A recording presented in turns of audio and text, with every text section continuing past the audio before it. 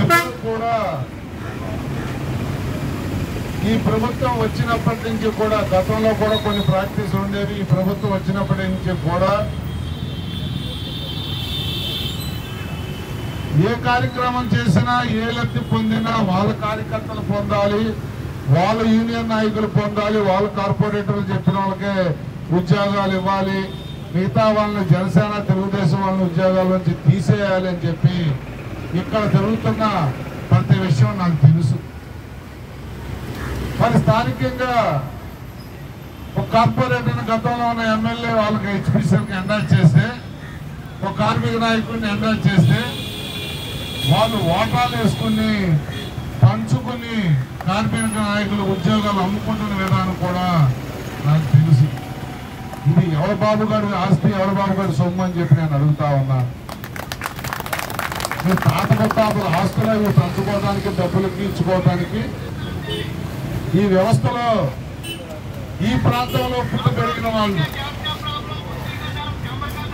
ఈ ప్రాంతంలో బతుకుతున్న వాళ్ళు, మీరు ఏ పొల్యూషన్ అయితే మీరు వదులుతున్నారో దాన్ని భరిస్తూ ఆరోగ్యాలు పాడు చేసుకుంటున్న ఈ ప్రాంత వాసులు, గతంలో భూ నిర్వాసితులాగా భూములు త్యాగం చేసిన ఈ ప్రాంతంలో ఉన్న వాళ్ళకి మరి మీ నాయకుడైతే మాటలు కోటలు దాటుతూ ఉంటాయి. మీ జగన్మోహన్ రెడ్డి స్థానికులకి 70%, 75%, 80% అన్నాడు.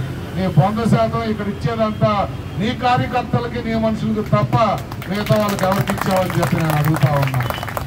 మాటలు చూస్తే చాలా గొప్ప గొప్ప మాటలు మాట్లాడుతూ ఉన్నారు. ఆయన నుంచి కింద వార్డులో నాయకుల వరకు.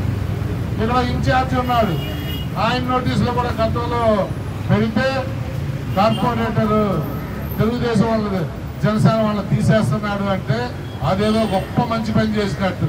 ఇక్కడ కార్మిక నాయకుడు ఒక ఆయన నేను కార్పొరేటర్ని సమర్థించుతూ మాట్లాడిన నేను చూశాను.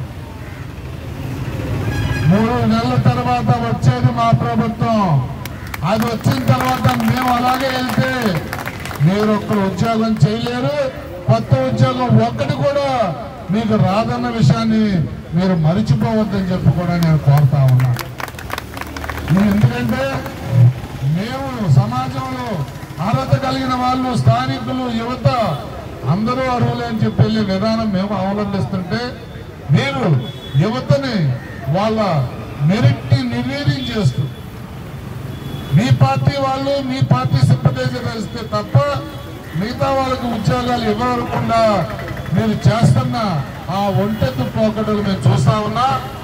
3 నెలల తర్వాత తలకిందులు తప్ప చేసిన ఇక్కడ ఎమ్మెల్యే గెలవరు, ఇక్కడ కార్పొరేటర్ గెలవరు, ఎవరు ఉండరు. గెలిసేది జనసేన తెలుగుదేశం పొత్తు.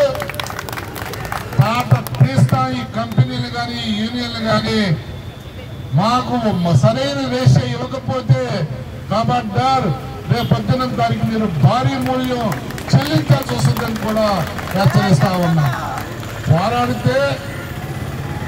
పోరాడితే పోయేది ఏమీ లేదు, బానిస సంఖ్యలు తప్ప అని శ్రీ గారు చెప్పినట్టు ఈరోజు పోరాటం చేస్తున్న మా ప్రశాంతి కానీ, మరి రామ్మోహన్ నాయుడు తెలుగుదేశం కానీ, వారిద్దరు ముత్తర ముందు కానీ మీ అందరికీ నేను మనస్ఫూర్తిగా అభినందనలు తెలియజేస్తా ఉన్నా.